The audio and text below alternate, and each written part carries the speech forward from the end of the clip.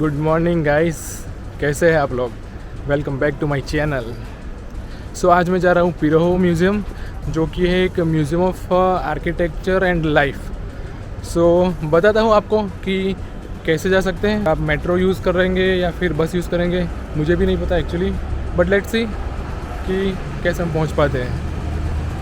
तो भैया पहुँच गए हैं पिरोहोवो म्यूज़ियम में।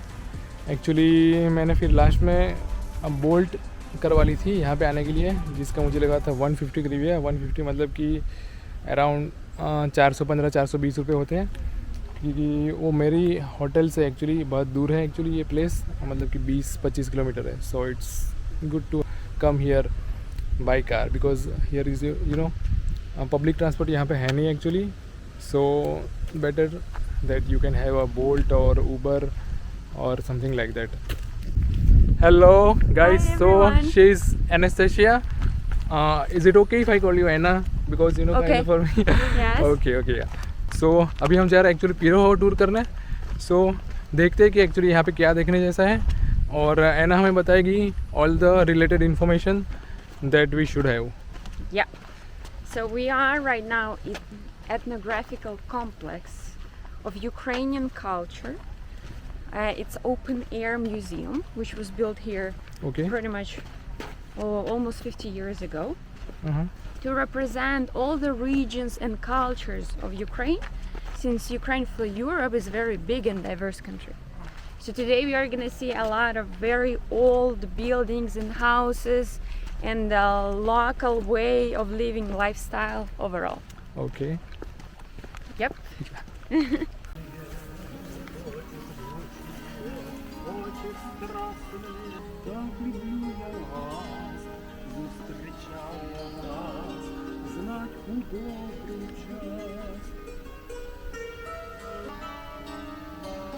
What this instrument is called actually?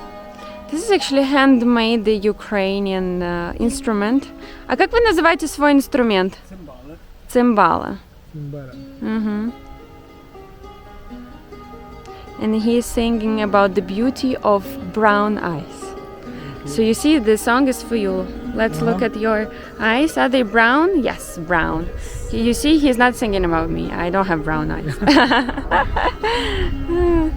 Спасибо, дякуем. Where are you from? He's asking. India. India. India. Yeah. Nice to meet you. Thank you. Okay, we're in Ukrainian village, as you can see. Хата, Ukrainian house. Little storage place. Ukrainian musician. Indian tourist. Yeah. Would you like to try? Yeah.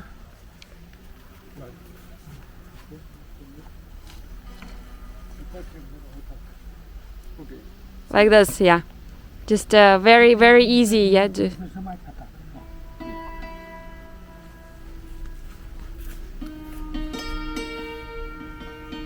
there's some music.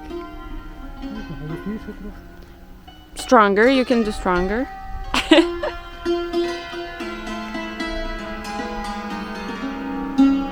Not bad.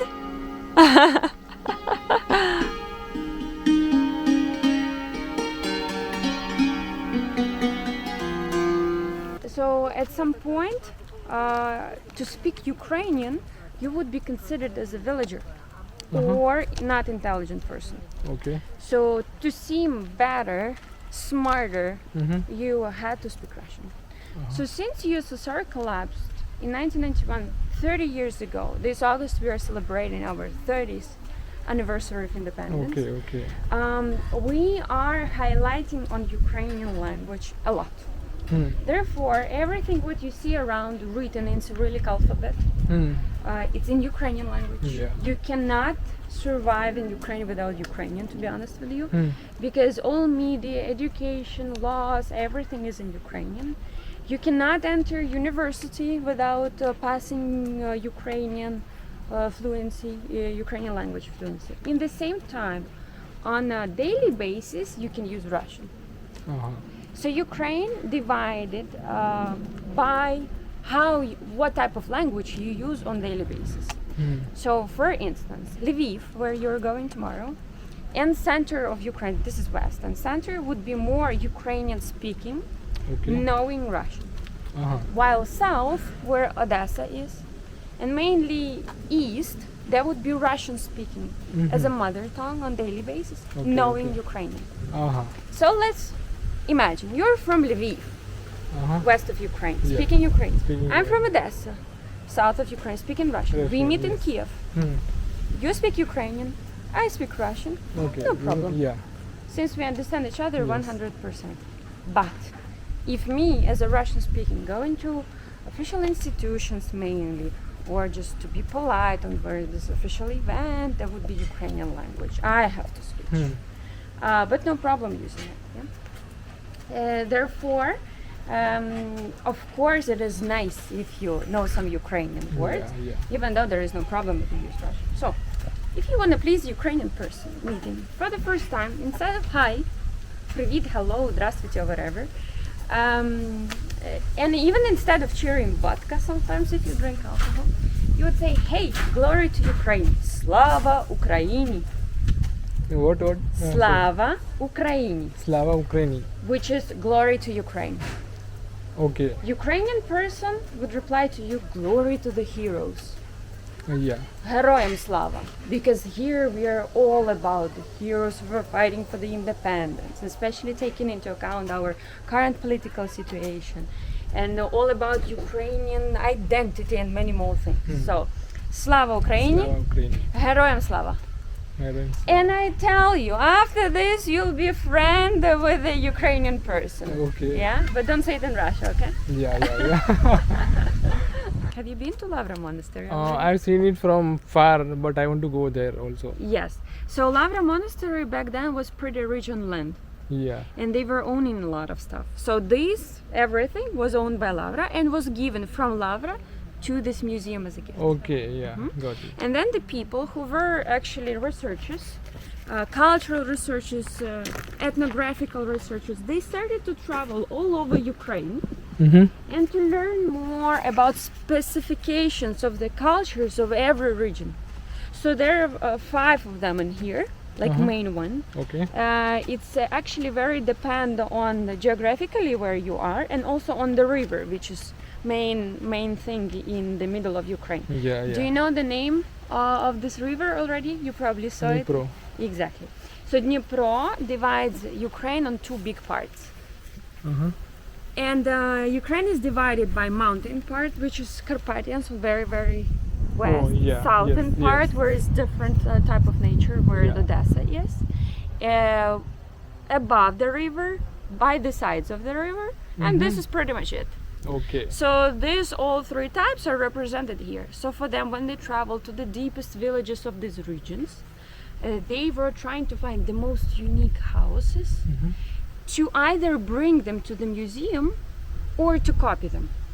So some of them are pure copies representing the regions, and some of them original houses. But can you imagine that you're living in the house and the people from the museum researchers from the future museum would say, we like your house, it's very unique, can you give us to us as a gift? And of course those who were very old, they were not happy about this idea, even though the house would look already cracked. So sometimes they had to wait until person dies to take the house and bring it here. That's why everything you see here is very unique. So for instance, this is the house from the middle of last century, of 2 centuries ago. It's 21st and it's from 19th. So you can clearly see how people were living. This is actually quite rich house. Because you see how widely decorated it is in comparison, especially with the previous one. It's still Kyiv region, and specifically you can understand from the rushnik, which is more a towel, traditional towel. These towels were different for different purposes. For instance, the ones which are covering icons are from one type of embroidery. The ones which are covering tables, another one. So the red color overall in our culture represents purity, wealth, and many other things. Therefore, it's kind of dominating in the culture. So the people were pagans. believing again in many gods. So since we adopted Christianity much later, culturally Ukrainians are mixing paganistic rituals and Christianity together. And you can see it everywhere. For instance, we can easily believe in God, saints, and many more, in the same time believing in Bedu, spirits, witches, and things. For instance, one of the protectors of Kyiv, main patron, his name is St. Michael's. St. Michael is actually apostle in Christianity, archangel, so he is an angel. In the same time, in our culture, he is black colored, having a shield and a sword. It's fighting statues on, Maidan. Yes, exactly. Fighting with witches, even though he is apostle in Christianity. So this type of mixtures everywhere, including this church and even the buildings. So, okay, let's say you saw a lot of icons inside of the houses, right? People were Christians in 18th, 19th century. In the same time, you see a red color or reddish color of the buildings, when especially around the windows and around the doors, right? Yeah. It represents fire, because it's actually once you're entering or bad spirit enters, the fire burns and purifying your soul. So again, these paganistic things and Christianity together. And all over these little details you will see here in Ukraine, in not only in PYROHOVO, but in our right now culture. So an example for you. You can be Orthodox, in the same time believing in black cat passing by. So it's still there. Let's go to see the church of Baghdad. So this is 18th century church. Of course, most of the churches before, they were wooden. The ones you saw in the city center, at some point they were rebuilt in 17th, 18th century. And that's why they look how they look right now. But most of them, they look this way. Today is our church closed, but we'll see another. Since Ukrainian nature is very widely wooden based, with a lot of forests, and when you think it's represented everywhere. So most of the houses were made from wood and mud, and most of the churches were wooden, is what you can see right now. Golden domes, the ones you saw in Kyiv, they appeared much later. And of course, to put something golden, it costed money. So therefore, regular villages, they didn't have them, but domes were presented. Since Ukraine and Kievan Rus, that was the country back then, adopted Christianity from Byzantine Empire. Byzantine Empire is a combination of Turkey and Greece nowadays, with the capital in Istanbul. Constantinople was back then. Culturally, in the beginning, churches, they look differently. So if you ever will go to Greece, to Bulgaria, these type of countries, most of the churches you will see they're more like a mosque type. The domes are very different. So how we started to see Orthodoxy evolved later, and the domes appeared to be this way. So therefore, this is our way to see overall the religion, the way we believe, and the rules here are also already different. But I want us to enter some churches, and then I will explain you in detail, okay? Let's go to the school now.